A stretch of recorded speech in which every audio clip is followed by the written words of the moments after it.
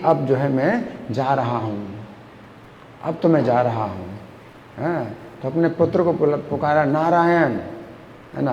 तो वो जो है एक प्रकार से वो हो गया, अनन्य चिंतन हो गया, अनन्य चिंतन हो गया, है ना। तो नाम का आभास जरूर है, लेकिन तो भी इसमें तीव्रता बहुत ज़्यादा है, इसमें बहुत तीव्रता है। और ये जो तीव्रता है, ये आप जो है अब यही परीक्षा है कि आपके मुँह से हाँ जो है क्या निकलता है। ऐसा ये नाम जो है कि आपके मुँह से निकलता है। आप 16 माला जप कर रहे हैं, लेकिन जिस समय पतिता स्खलित तो ये 6 प्रकार की दुर्घटनाएं जब होती हैं, तब आपके मुँह से क्या निकलता है ना। तब आपके मुँह से निकलता आह, आपके मुँह से आह, है ना। कुछ भी निकलता, क्या निकलता है ना। अजामिल के मुँह से क्या निकला, नारायण, है ना। तो विवश का मतलब है कि आप जो है व्यवस्था में आप जो है कोई काम कर रहे हैं, क्योंकि कोई दूसरा उपाय है ही नहीं, आपको यही करना है। और भगवान जो है तभी रक्षा करते हैं जब आप जो है उनका अनन्य चिंतन करें। अन्य कोई नहीं है, तुम्हारे सिवा कोई नहीं है। तो ये जो भाव जब तक नहीं होता है, तब तक जो है हम मतलब भगवान से आशा ना करें कि भगवान रक्षा करेंगे, है ना। तो जैसे ये घटना ये इसमें श्रीमद् भागवत में लिखी है कि विवश में जो है मतलब कोई चिल्लाता है। तो ये बात मैं कई बार बता चुका हूँ कि विदेशों में क्या होता है कि जो यात्री होते हैं दूसरे देश से आए हुए हैं, तो उन पर काफ़ी जो है वो शक करते हैं और उनको जो है कभी कभी मारते पीटते भी हैं, बहुत मारते पीटते हैं। तो एक जो है इस्कॉन का भक्त था, तो उसको भी जो उन लोगों ने मतलब इस तरह से संदेह के कारण पकड़ लिया और उसको मार पीट रहे थे। तो जब उसको मार पीट रहे थे तो मार खा रहा था वो, तो वो चिल्लाता था कृष्णा। जितने बार उसको पिटाई लगती थी, हर बार चिल्लाता था कृष्णा कृष्णा, है ना। तो क्या हुआ कि उन अधिकारियों ने जो मार रहे थे उनको दया आ गई, छोड़ दिया, उसको छोड़ दिया। और एक दूसरा व्यक्ति था जिसको मार पीट रहे, वो इस्कॉन का भक्त नहीं था, वो चिल्लाता आ आ आ, तो वो तो मर गया। तो वो जो है मार खाते खाते मर गया और इसकी रक्षा हो गई। तो फिर प्रभुपाद ये भी बताते हैं कि हो सकता है कि आपका जो है मतलब जीवन की रक्षा ना हो, कोई भी ऐसी दुर्घटना हो जाए जीवन की रक्षा ना हो, और जीवन की रक्षा ना हो तो भी आपको यातना नहीं भोगनी पड़ेगी, तो भी आपको यातना नहीं भोगनी पड़ेगी। आपकी गति जो है दुर्गति नहीं होगी। बहुत यातना है, बहुत यातना है। दुर्गति कितने प्रकार की दुर्गतियां हैं, चाहे आप जो है कुत्ते की योनि में जाते हैं, सूअर की योनि में जाते हैं, बहुत दुर्गति है। और मनुष्य और नरक में तो यातना ही कि कोई जो है हद ही नहीं है, बेहद यातना है नरक की यातना, है ना। तो आपको वो नहीं भोगना पड़ेगा, है ना। तो भगवान कहते हैं कि शुचि नाम श्रीमताम गेहे योग भ्रष्टो भी जायते। ये भी बहुत बड़ी रक्षा है कि आप पवित्र घर में जन्म लेंगे या धनी के घर में जन्म लेंगे, अथवा योगी नाम एक कुले भवति धीमताम, अथवा जो है शुद्ध भक्तों के वैष्णवों के परिवार में ही जन्म लेंगे। तो ये भी बहुत बड़ी रक्षा है। नहीं तो कितनी यातना है। सबसे बड़ी यातना तो अज्ञान के कारण है। अज्ञान के कारण मैं सोचता हूँ कि मैं भोगता हूँ, है, और मुझे पर्याप्त भोग नहीं मिलते हैं, वांछित भोग नहीं मिलते हैं, तो दिमाग में कितना टेंशन हो जाता है। तो जैसे कोई राजा है, अपने कुछ तो राम में राजा हूँ, मैं महाराजा हूँ, मेरी इच्छा के अनुसार सब कुछ होना चाहिए, और उसकी इच्छा के अनुसार कुछ थोड़ा सा भी अगर कमी हो जाती है तो उसका जो है पारा एकदम चढ़ जाता है ना, वो बौखला जाता है। तो ये सब चीज़ें अज्ञान के कारण बहुत यातना मिलती है। तो हरि नाम के द्वारा हमें जो है वो ज्ञान भी प्राप्त होता है कि जिससे हम समझें कि हम भोगता नहीं हैं, मैं भोगता नहीं हूँ, आई एम नॉट एन्जॉयर, है ना। सबसे बड़ा जो है कष्ट है ये अज्ञान के कारण होता है। और जो भक्त होता है तो वो जब ये मान लेता है कि ये संसार कष्ट का ही संसार है, और वो सोचता है मुझे तो कम मिल रहा है, यहाँ तो और मुझे ज़्यादा मिलना था, तो देखो कितना उसकी मतलब राहत मिलती है। कितनी राहत मिलती है इसी बात को सोच करके कि कष्ट तो मुझे और ज़्यादा मिलना था और मैं तो जो है कम कष्ट भोग रहा हूँ। जैसे कोई साधु थे तो वो जो है अपने घर से निकलते थे तो एक व्यक्ति जो है रास्ते में था तो वो जो है हमेशा कुछ गालियाँ देता था तो वो कुछ नहीं निकल जाते थे चुपचाप सुनते हुए। तो फिर उस दुष्ट ने सोचा कि गाली देने से इसको तो कुछ फ़र्क नहीं पड़ता है, तो उसने जो है कोयले का जो है एक बर्तन था पूरा उड़ेल दिया और काला काला कोयला होता है, हाँ, उस सिर के ऊपर उड़ेल दिया तो पूरे शरीर में काला काला हो गया पूरा शरीर। वो फिर भी जो है अपना चल पड़े। इसमें कोई ऐसी शिक्षा नहीं मिलती कि भाई हम ऐसा सहन ही करें, ऐसा नहीं कि ज़रूरी हो कि हम सहन ही करें, हैं। तो उस समय क्या करना क्या नहीं करना वो तो बहुत अधिक लंबा विषय है कि हर समय वो एक बात नहीं है कि भाई आपको वही करना होगा। आप उसमें प्रतिरोध कर सकते हैं, प्रतिक्रिया कर सकते हैं, शिकायत कर सकते हैं, सब कुछ है। लेकिन एक वो अब कोई अकेला व्यक्ति है, उसके पक्ष में कोई नहीं है तो वो जो है अपना सहन किया। अब दूसरा व्यक्ति ने कहा कि अरे आपके ऊपर उसने कोयला उड़ेल दिया और आप जो है को कुछ मतलब फ़र्क नहीं पड़ा, आपको कोई भी इस बात का दुख नहीं हो रहा है, तो क्या बात है, आपको ज़रा भी इसमें मतलब परेशानी नहीं हो रही, शिकायत नहीं हो रही।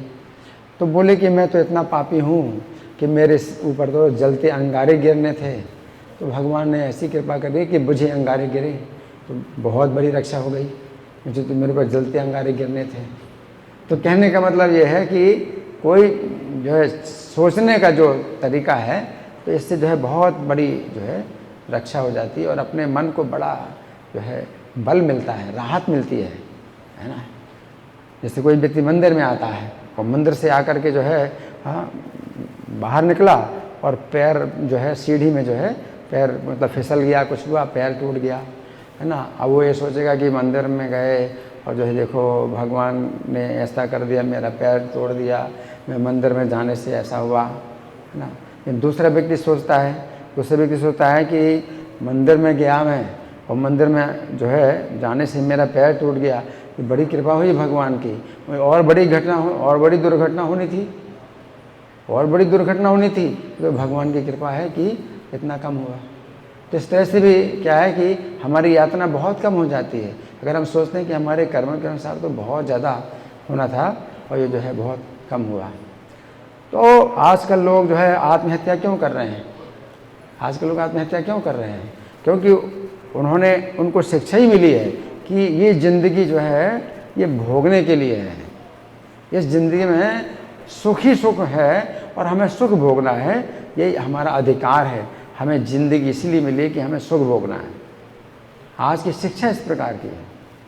और जब वो देखता है कि हाँ उसकी इच्छा के अनुसार कोई काम नहीं हो रहा है, तो थोड़े से भी मतलब इस कारण से कि उसकी इच्छा के अनुसार कोई काम नहीं हुआ है, जैसे कोई व्यक्ति जो है किसी लड़की से जो है आसक्त है और वो लड़की दूसरे पुरुष से मिलती है, तो वो जो है इसको इतना कष्ट होता है कि आत्महत्या कर लेता है, इस बात पर ही आत्महत्या कर लेता है। जबकि क्या है, इसमें तो कुछ भी नहीं हुआ, कोई घटना दुर्घटना नहीं, कोई हाथ पैर भी नहीं टूटे, कुछ भी नहीं हुआ, इतने से ही वो आत्महत्या कर लेता है। कोई लड़की आत्महत्या कर लेती है ना। तो सबसे बड़ा क्या है? अज्ञान यही है कि मैं भोगता हूँ और जो मैं चाहूँ वैसा ही हो, जैसा मैं चाहता हूँ वैसा ही होना चाहिए, यही जो है मतलब मेरा पूरा अधिकार है। तो सबसे बड़ी बात यही है कि हम अगर हरि नाम लेते हैं तो हरि नाम में जो है हमें इतना बोध प्राप्त होता है कि मैं भोगता नहीं हूँ, है ना। तो भक्तों की संगति से और भक्तों के दर्शन से, हरि नाम संकीर्तन से जो है लोग शुद्ध होते हैं, और लोग शुद्ध होते हैं, दर्शन से पवित्र होते हैं। ये हरि नाम सप्ताह चल रहा है, तो अगर हरि नाम करते हुए भक्तों का कोई अगर दर्शन भी कर लेता है तो इतने दर्शन मात्र से ही जो है व्यक्ति शुद्ध होते हैं। और शुद्ध का मतलब क्या है कि एक सेकंड में जो दर्शन किया किसी भक्त का और हरि नाम संकीर्तन का दर्शन किया है, उसके अंदर ये विचार आ जाता है कि इस भौतिक संसार में अगर मैं भोगने की कोशिश करूँगा तो मुझे कष्ट मिलेगा, और मुझे अब भोगने की कोशिश नहीं करना है।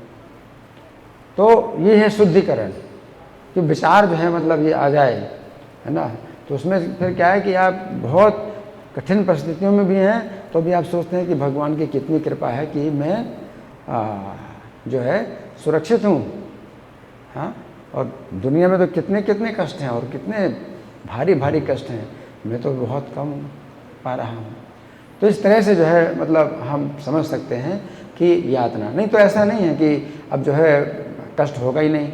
अब अभी मैं डॉक्टर के पास गया था तो हाथ में दर्द था, उसने और ज़्यादा हाथ को मरोड़ा, बहुत कस के मरोड़ा, तो मैं कृष्णा कृष्णा बोल रहा था, दर्द तो हो ही रहा था, तो दर्द तो हो ही रहा था, दर्द थोड़ी कम हुआ कृष्णा कृष्णा बोलने से।